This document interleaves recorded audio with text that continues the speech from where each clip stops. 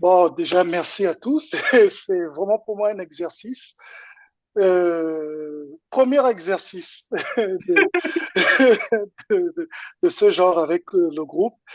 Et j'ai fait un peu le nécessaire, mais je pense que par rapport au livre, beaucoup a déjà été dit, mais la répétition, comme on le dit, est la mère des sciences. Donc, on va essayer de dire les choses.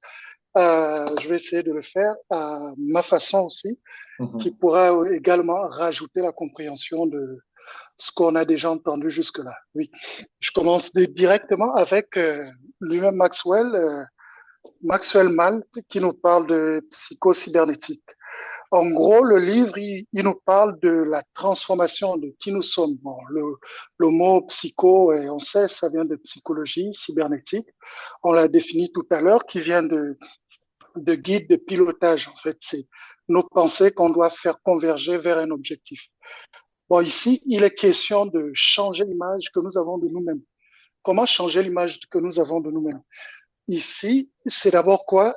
C'est le gros, c'est l'image de soi. Qu'est-ce que c'est l'image de soi?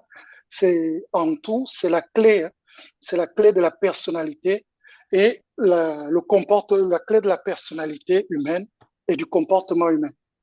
Donc, en fait, c'est le socle même de qui nous sommes et qui nous sommes, qui a été façonné par notre enfance, notre milieu de vie et tout ce qu'on connaît, et ce que nous sommes actuellement. En fait, ce que nous sommes actuellement a été façonné par tout notre vécu jusqu'à présent. En fait, l'image de soi, changer cette image de soi, et changer cette image de soi est important et précieux. Pourquoi? Parce que on a tous vécu dans des environnements divers et différents qui peuvent où notre situation actuelle n'est certainement pas ou à peu près ce que nous avons prévu ou ce que nous voulons atteindre. Et quoi qu'il en soit, nous avons toujours pour but d'aller plus loin dans nos vies. Donc, nos objectifs sont à long terme, pas à court terme. Bon, on essaie de prévoir, d'avoir des objectifs moyens, court, moyen, long terme, mais le but, c'est d'aller le plus loin possible. Et donc, l'image de soi, en changeant l'image de nous-mêmes, nous changeons notre personnalité et nous devons aussi changer notre comportement. C'est en gros ce que Maxwell Maltz nous dit. Et il dit encore dans la première partie que toutes nos actions, en fait, cette image de soi est conditionnée par nos actions, nos sentiments, nos comportements. Et même nos capacités sont toujours cohérents avec cette image de soi. Donc, si aujourd'hui on fait quelque chose, en fait, on a, par exemple, je prends vite un exemple récurrent où on veut se lever tout le temps à 6 heures du matin, mais on a du mal, en fait. On a du mal à se lever à 6 heures du matin.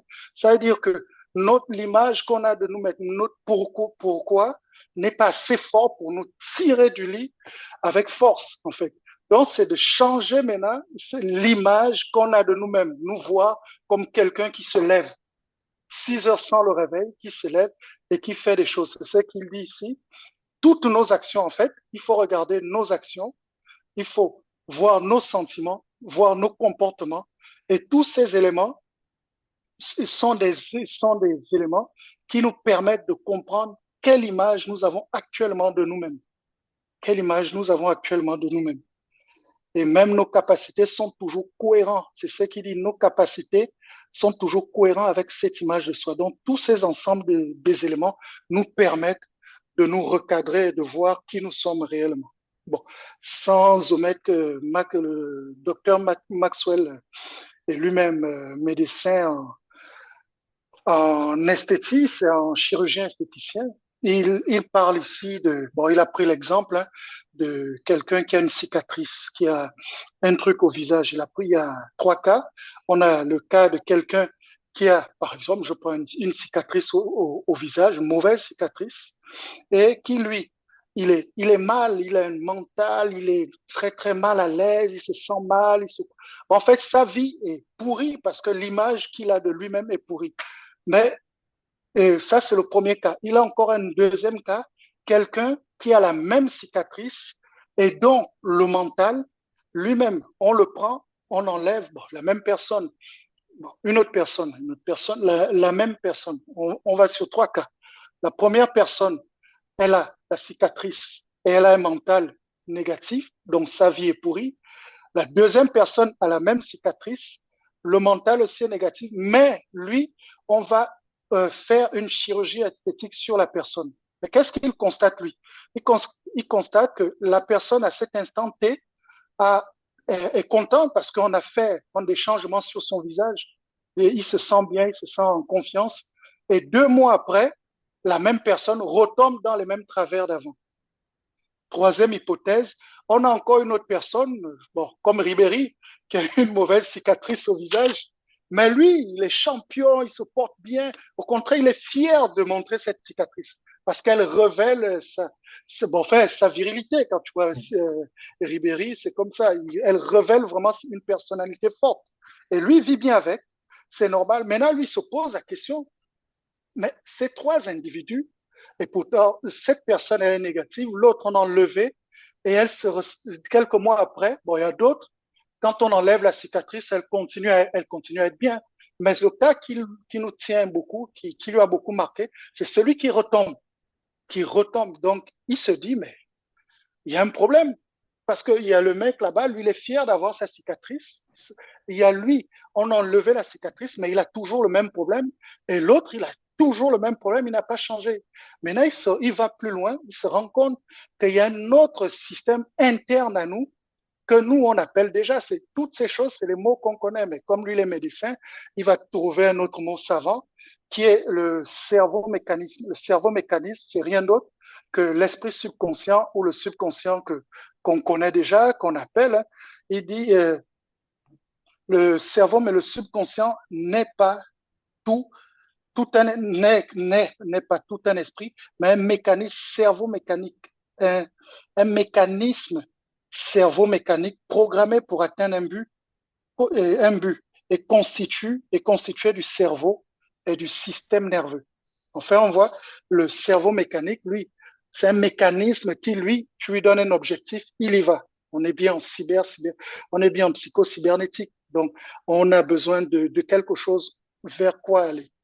Donc là, il revient tout dans le détail. Il nous fait savoir que l'image du but clé, en fait, là, on est dans, il faut avoir un but clé parce que on peut avoir une belle image de soi, mais qu'est-ce qu'on veut, où est-ce qu'on va? On peut aller dans tous les sens. Et aller dans tous les sens, on ne peut pas. On ne peut pas, on va vite se fatiguer et peut-être pas ne pas atteindre les différents objectifs qu'on s'est fixés. Donc, il faut avoir un but clé et représenter notre image de soi, un but clé qui représente notre image de soi. Notre image de soi aussi a beaucoup à voir avec l'identité qu'on veut. C'est-à-dire, quand tu as l'image de soi, on peut parler d'identité, mais l'image de soi en elle-même, par exemple, l'identité, si tu veux être un sportif de haut niveau, tu regardes un sportif, qu'est-ce qu'il fait, quels sont les caractères, comment il se comporte, comment il vit, comment il mange, comment il respire, comment il, tu vois, en fait, tu es dans un objectif bien visé, quoi. C'est vraiment, tu en vois comme il parlait de système de guidage d'un missile guidé qui a un objectif bien précis. Donc, quand l'objectif est bien fixé, le mécanisme, notre esprit, il y va directement, en fait. On se comporte au fur et à mesure de cette manière. Si on veut être, par exemple, un bon commercial, on a les atouts, on commence à penser au commerce, à comment on vend. Et tout. Enfin, je reviendrai dessus. Et là, il fait encore un exemple. Bon, il prend l'exemple de... Il dit, en nous, nous avons ce qu'on appelle un système de guidage de réussite, en fait, un système qui nous pousse à la réussite. Exemple, si on voit les animaux, on va voir les animaux. Par exemple, les insectes comme les abeilles, elles savent, ou les fourmis, elles savent mécaniquement, ou la cigale et la fourmi, la fourmi, elle va prendre de la nourriture, elle ramène dans son écosystème pour créer, fabriquer. En fait, il y a comme une réserve. Les abeilles font pareil, les animaux, ils font ça. Mais si Dieu arrive à faire ça, à faire que les animaux ont un instinct de réussite, parce qu'il appelait ça instinct de réussite, et les hommes, c'est sûr qu'il a fait quelque chose d'encore puissant pour les hommes, parce que les hommes, différemment des animaux, les hommes, ils réfléchissent, ils ont le choix. Enfin, le choix emmène à réfléchir. Et maintenant, qu'est-ce qu'il a mis chez les hommes pour pouvoir être supérieur aux animaux dans ce domaine? C'est quoi? C'est l'imagination créatrice. On retombe encore sur des choses qu'on connaît. L'imagination créatrice. Et ici, l'homme peut diriger son mécanisme de réussite par l'utilisation de l'imagination ou sa capacité à imaginer. Donc, on voit que tout part de là, tout part de notre imagination, tout part de ce que nous voyons de nous, tout part de ce que nous pensons de nous, tout part de comment nous nous voyons dans l'avenir, dans la semaine prochaine, dans 2 ans, dans 1 an, dans 3 ans, en 2025, qu'est-ce que nous voulons? Tout part de ce que nous avons là-dedans. Et maintenant, l'imagination. Il y a encore ce qui dit un être humain agit, ressent et s'accomplit toujours conformément à ce qu'il imagine, conformément à ce qu'il imagine être vrai à propos de lui-même et de son environnement. Voilà. Là, c'est puissant. Ça veut dire que tu es tu es le responsable de ce que tu penses de toi. Tu es le responsable de, de ton environnement, de ce que tu es. En fait, tu es le reflet de toi-même, en fait. De toi-même. Tu peux pas te mentir. Quand tu te regardes dans un miroir, tu ne vois que toi-même. Mais là, ça, c'est le miroir de l'esprit. Est-ce que je reflète réellement ce que je pense de moi, ce que je suis intérieurement? Donc, il te dit, on est tous le reflet soi-même. Et il continue, le véritable secret de la représentation mentale. C'est quoi le secret? C'est 2 trucs. C'est l'image mentale que nous avons de nous-mêmes. L'image mentale et la pratique de la répétition. Donc, l'image mentale, c'est l'image que nous avons de nous-mêmes et les mots que nous disons dans la répétition. Donc, il faut répéter. C'est comme tout à l'heure, on prenait un exemple. Pourquoi on doit répéter? Euh, je vais faire un petit exercice. On va tous faire ensemble un petit exercice. On va simplement fermer les yeux et je vais vous dire, on ferme les yeux. Écoutez, ne pensez surtout pas à un éléphant rose. 1, 2, 3, ouvrons les yeux. Vous voyez que la première chose qu'on a fait, c'est d'abord de penser à un éléphant qui est rose. Après, on rejette l'éléphant rose. Ouais, Tu vois? Et ouais. c'est ça le problème. C'est ça le problème quand on parlait, tout à l'heure, on en a parlé, de la vie chère, des revendications, de tout ça. Quand on le fait, qu'est-ce qu'on fait? Qu'est-ce qu'on nourrit? Ce La qu'on vie ne chère. veut pas. Ouais, ce qu'on ne veut pas. Ouais. Et est-ce qu'on est surpris d'être toujours dans des poèmes de vie chère, de machin? Non, on n'est pas surpris. C'est notre imagination, c'est notre pensée, c'est nous-mêmes qui disons ça de notre bouche. Donc, tu n'es que le reflet de ce que tu dis, de ce que tu penses. Donc, en fait, lui, il faut arrêter, quoi. Il faut arrêter. Pense à ce que tu veux. Imagine ce que tu veux, ce qui est bien pour toi, ce qui te pousse de l'avant. Pratique la répétition. Pratique la répétition. La méditation aussi. La méditation, la répétition, l'imagination sont les clés. Et là encore, il y a un exemple qui est encore magnifique. On connaît tous Napoléon. Hein. Nous tous, on sait qui est Napoléon. Il a marqué l'histoire. C'est bien de voir. Il y a beaucoup d'exemples. Il prend beaucoup d'exemples pour illustrer tout ce que je viens de dire là. Il prend l'exemple de Napoléon. Il dit, Napoléon, lui, il a pratiqué le métier de soldat dans son imagination pendant de nombreuses années, avant d'être soldat. Donc, pour lui, il a déjà pratiqué, il a déjà gagné des guerres, il a déjà conquis des terres. Il faisait, bon, c'est vrai que la Russie l'a fait barrage après, mais de Napoléon, quand on parle de Napoléon, on dit que c'était un grand chef de guerre, c'était quelqu'un qui était puissant, un grand chef de guerre. Donc, tu vois, lui, en fait, ce que je veux arriver, c'est pas de qui il est, c'est plutôt de ce qu'il a fait, lui. Mhm. Il a déjà vécu dans son imagination ce qu'il voulait. Donc, pour lui, c'était le grand Napoléon déjà dans sa tête. Pour lui, c'était pas quelqu'un qui se cherchait, c'était déjà défini dans la tête. Donc, tout le temps, il y vivait. Il vivait ça. Et certainement, il le répétait parce qu'il faut aussi joindre l'imagination, la parole et la méditation. comme a dit Vance tout à l'heure, qui est vraiment, la méditation est très importante et aussi importante aussi de ce qu'il dit. Et là, il a parlé, Maxwell, encore de la désinoptisez-vous des fausses croyances. En fait, le gros des problèmes que nous avons, c'est des croyances. C'est des croyances qui nous viennent de notre enfance, de notre environnement, de toutes ces choses. Mais le but vraiment, c'est de travailler qui nous sommes. L'imagination est répétée. Moi, j'aime bien ce truc de Napoléon. Lui vivait déjà ce qu'il voulait dans sa tête. Il répétait. Donc, il faut enlever. Comment on peut nous désinoptiser? C'est de nous répéter ce que nous voulons, pas ce que nous ne voulons pas.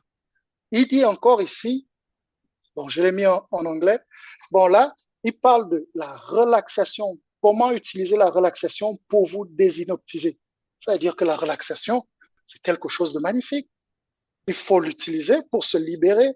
Quand on a une pensée négative, on respire, on pense à autre chose. On respire, on fait des suggestions, des autosuggestions, des objectifs qui sont à l'image de l'idéal que nous voulons. On doit être fait, on doit faire sans effort pour être efficace. On doit faire des suggestions sans effort pour être efficace. En fait, on doit être corps à corps avec ce que nous disons de nous, ce que nous voulons de nous. En fait, quand tu dis, bon, moi je suis riche, moi cette année, moi je me fais tant. Pour moi, je ne négocie avec personne. Pour moi, c'est ça. Et je le vois tous les soirs, je médite. Pour moi, c'est aucune négociation. Et il y a encore un dicton célèbre qui dit, lorsque la volonté et l'imagination sont en conflit, ça arrive très souvent, l'imagination l'emporte systématiquement. Encore une fois, il démontre encore par le dicton que l'imagination, c'est carrément la totale, c'est le socle, c'est là où il faut asseoir toute notre énergie, l'imagination, la répétition, la méditation, c'est là où il faut asseoir toute notre concentration pour réaliser, sortir de nous l'image que nous avons de nous. Bon, je ne vais pas être long parce qu'il y a le chapitre 5 où il parle des idées. Les idées sont modifiées non par la volonté, mais par d'autres idées. Donc, c'est par d'autres idées que nous allons changer ces choses. Bon, nous changer ces choses et là encore de chapitres et des chapitres et des chapitres. Et il nous parle au 8e des ingrédients de la personnalité à succès. Comment les acquérir? Donc, l'image du succès, c'est comme disait Vance tout à l'heure, il disait le livre, il faut le relire. Il faut le lire, le relire. C'est comme un livre qui fait la synthèse de tout ce qu'on a lu. Ça se retrouve dedans. De tout ce qu'on a lu, ça se retrouve dedans. Ça se retrouve donc quand on le relit. Et en plus, il y a certains exercices qui se retrouvent. Donc, on peut les faire des exercices et les modeler par rapport à nous, par rapport à ce qu'on veut. Donc là, il dit l'image du succès, le sens de l'orientation. Je ne vais pas développer, je vais les citer là. Donc, le sens de l'orientation, la compréhension, le courage, la compassion, l'estime de soi, la confiance en soi et l'acceptation de soi.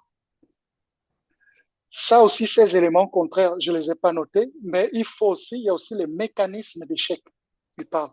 Et il faut aussi, lui, il ne prend pas les mécanismes d'échec comme quelque chose qui peut vraiment nous faire, il dit comment faire fonctionner notre mécanisme d'échec pour qu'elle soit plus des mécanismes d'échec, mais qui nous poussent vers l'avant.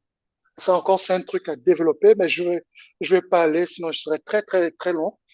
Donc, qu'il faut encore revoir. C'est des points, c'est des chapitres qu'il faut revoir, relire, relire, relire, relire. Et ce qui est encore, il parle encore je crois à partir au chapitre 12, je fais un condensé encore. Au chapitre 12, il dit,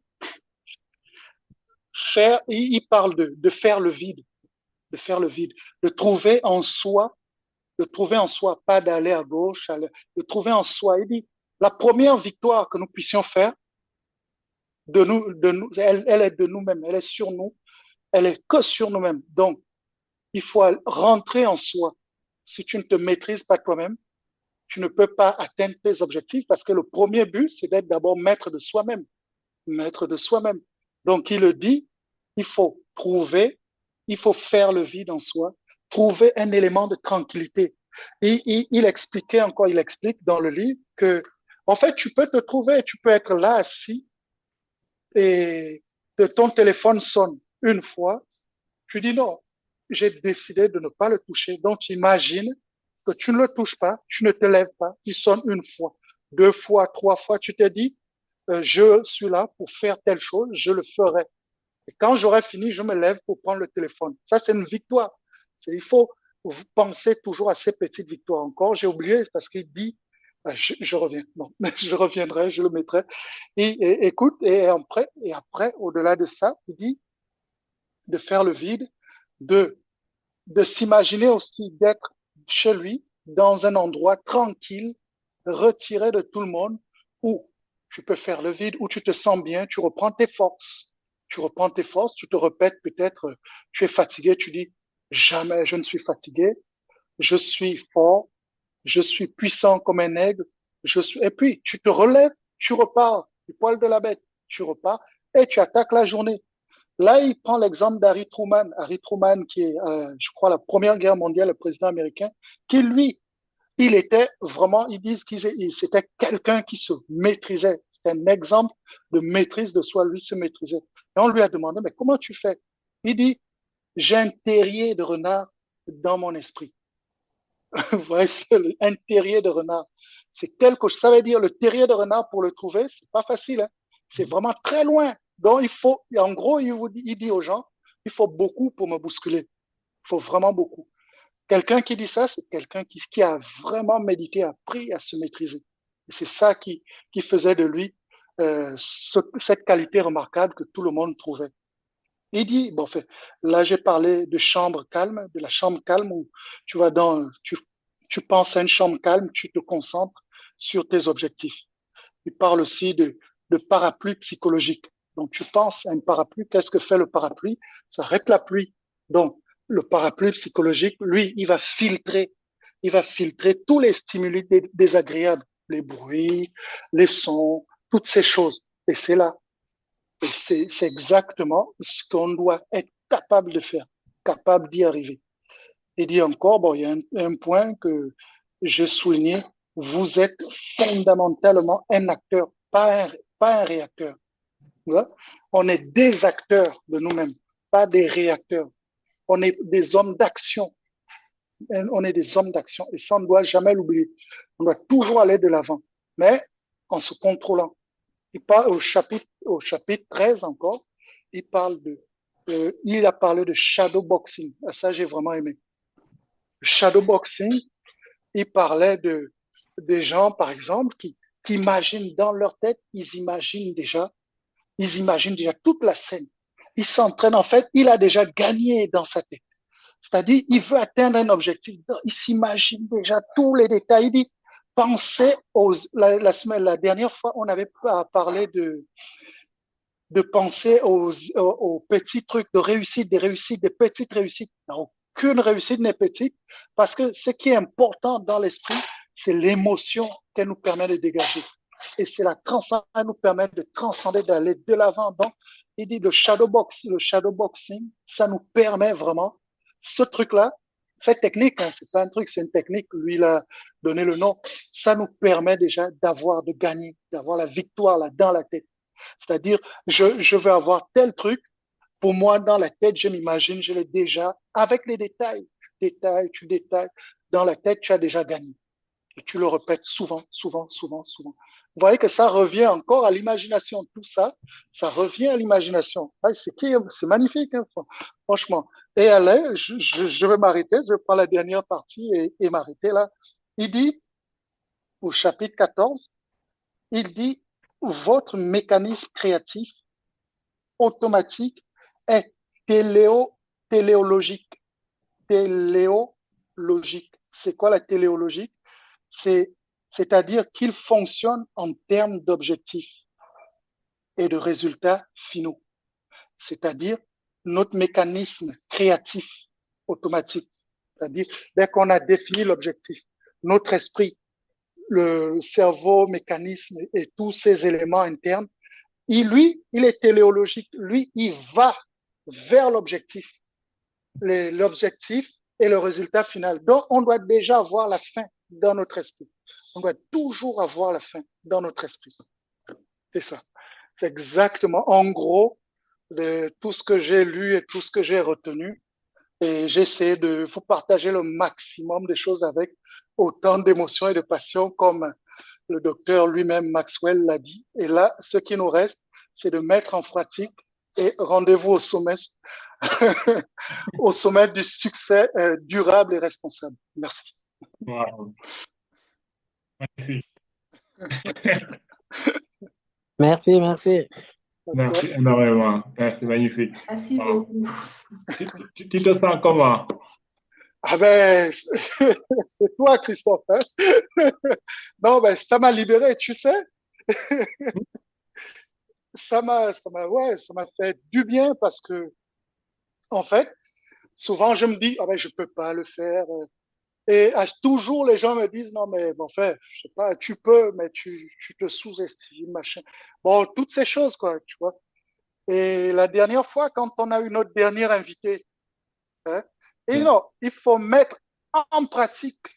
Il faut mettre en pratique. C'est ça. Ouais. C'est-à-dire, tu peux faire, tu mets en pratique. Ouais.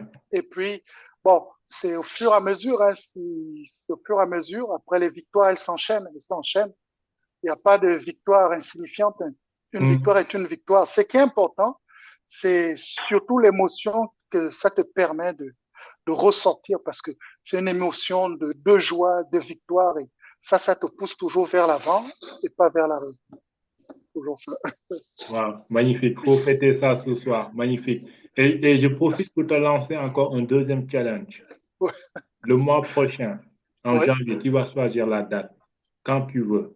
Mhm. Je vais te laisser administrer le Zoom. Wow.